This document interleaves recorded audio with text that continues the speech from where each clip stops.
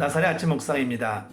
주어진 말씀을 마음에 새기고 말씀에 순종하여 복된 삶을 사는 하루가 되기를 바랍니다. 오늘 우리가 들어야 할 말씀은 역대상 12장 1절부터 7절입니다. 다윗이 기스의 아들 사울로 말미암아 시글락에 숨어 있을 때에 그에게 와서 싸움을 도운 용사 중에 든 자가 있었으니 그들은 활을 가지며 좌우손을 놀려 물맷도 던지며 화살도 쏘는 자요 베냐민 지파 사울의 동족인데 그 이름은 이러하니라.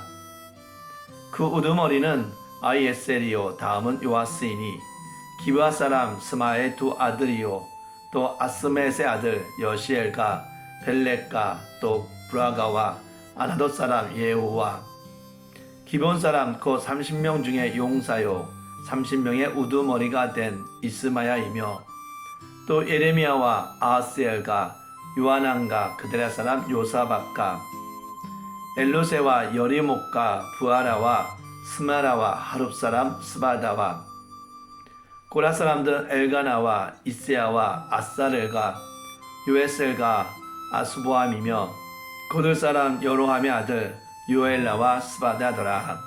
아멘.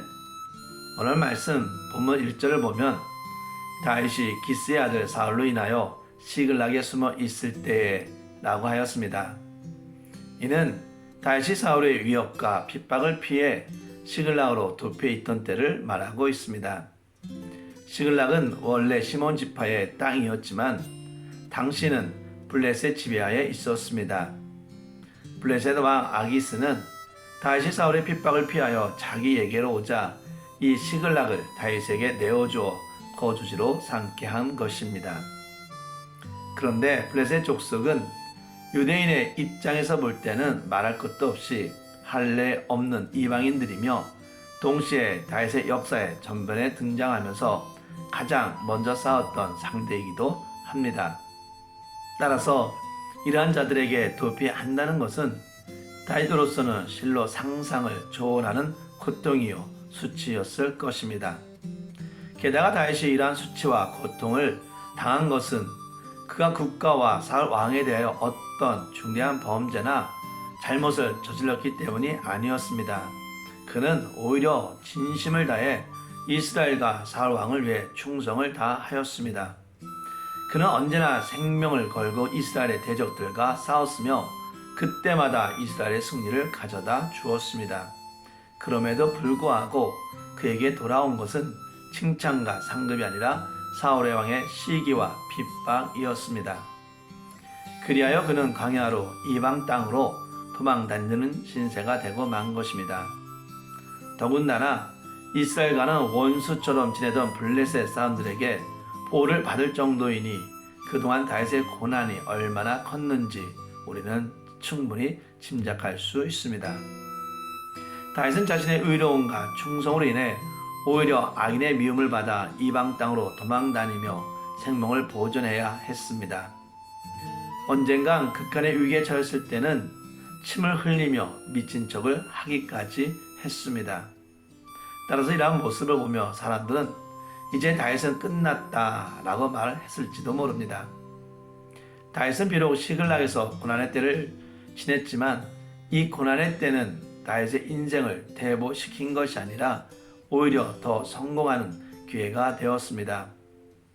비록 다윗은 그 시기 동안 여러 환난과 역경을 겪었지만 결코 주저앉거나 좌절하지 않았습니다.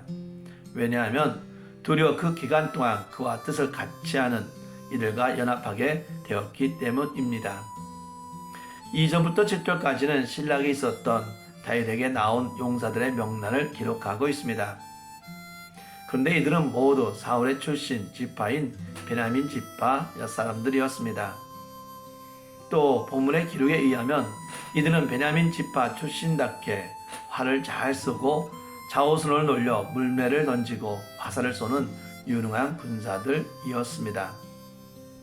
그리고 이들 가운데는 사울의 고향 기브아 출신들도 포함되어 있었습니다. 따라서 이들이 만약 사울의 편에 그대로 있었다면 아마 귀한 대우를 받았을 것입니다.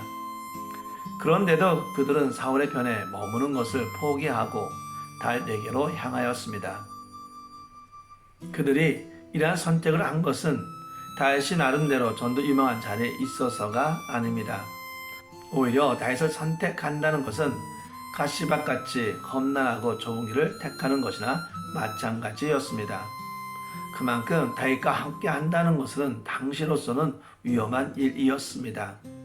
그럼에도 불구하고 그들이 다윗을 선택한 것은 다윗의 인격이나 의론 때문만이 아니라 하나님이 그에게 기름을 부으사 그를 이스라엘의 새로운 왕으로 세우셨기 때문이었습니다. 이는 당시 다윗을 쫓는 무리들 대부분이 하나님께서 다윗과 함께 하심을 알고 고백한 것을 통해 충분히 알 수 있습니다. 따라서 이들의 결단은 궁극적으로 신앙에 근거한 결단이었고 하나님께서 다윗과 함께 하셔서 그를 보호하듯이 자신들을 보호하실 것이라는 믿음에서 나온 것이라 할 수 있습니다. 다윗은 주어진 조건과 상황 속에서 하나님이 함께 하심을 통해 다윗은 담대히 나아갈 수 있었던 것입니다. 결국 다윗에게 있어 이 같은 고난의 시기는 실패와 불행의 터널이 아니라 성공을 열어가는 통로가 되었던 것입니다.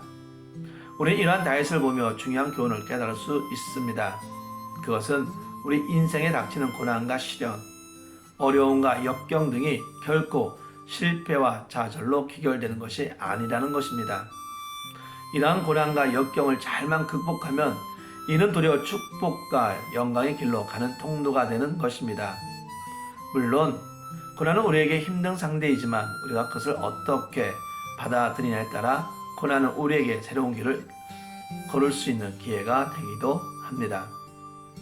그래서 우리가 인생의 길을 걷다가 고난을 만나게 되었을 때 그 고난을 극복하지 못하면 우리의 인생은 실패한 인생이 될 수밖에 없지만 고난을 극복하고 더 나은 삶을 향해 우리의 발걸음을 내딛는다면 그 고난은 우리의 인생을 정금같이 맡는 요인이 되기도 합니다. 나사렛 아침 묵상 성도 여러분, 오늘도 사회 곳곳을 보면 어려운 삶 때문에 낙심하고 절망하여 심지어 인생을 비관하여 목숨을 끊는 자들도 있습니다. 이는 그들의 믿음에서 자기에게 다가온 고난이 기회이자 소망이라고 생각하기보다는 고난이 지닌 실망, 낙심, 절망만을 생각하기 때문입니다.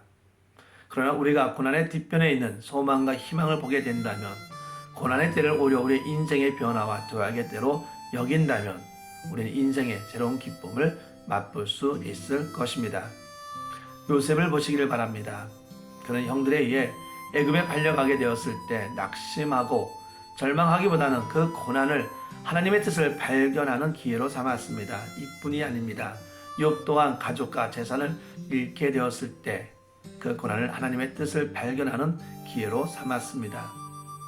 이들은 모든 고난을 믿음 안에서 극복하고 하나님의 은혜와 형통함을 체험한 자들입니다.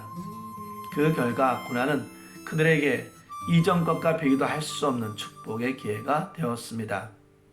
이처럼 고난은 우리에게 그것을 어떻게 받아들이냐에 따라 달라지게 되어 있습니다. 그러므로 이제 고난을 통한 하나님의 사랑과 뜻을 생각해 봅시다. 그래야 다윗처럼 믿음 안에서 여러분 앞에 있는 고난의 인생을 절망과 낙심으로 여기기보다는 소망과 희망, 하나님의 역사하심으로 인한 은혜의 때요 형통의 때로 여기기를 바랍니다. 기도하겠습니다. 하나님 아버지, 다윗의 삶 가운데 큰 어려움과 수치스러운 자리에 있을 때에도 다윗을 홀로 두지 않으시고 하나님께서 함께 하시고 다윗을 도우셨던 것처럼 우리의 인생 가운데도 어려운 시간들을 지날 때 우리들을 홀로 두지 않으시고 우리와 함께 하시며 도우시는 주님을 바라보게 하여 주시옵소서. 그리하여 좌절과 슬픔 가운데 살아가는 것이 아니라 비록 지금 내가 있는 자리가 광야 같고 작은 것 같이 보여도 오늘 하루도 함께 하시는 하나님을 의지하여 나아갈 때 소망과 희망이 넘치게 해주시고 은혜를 더하여 주시옵소서. 예수님의 이름으로 기도드립니다. 아멘.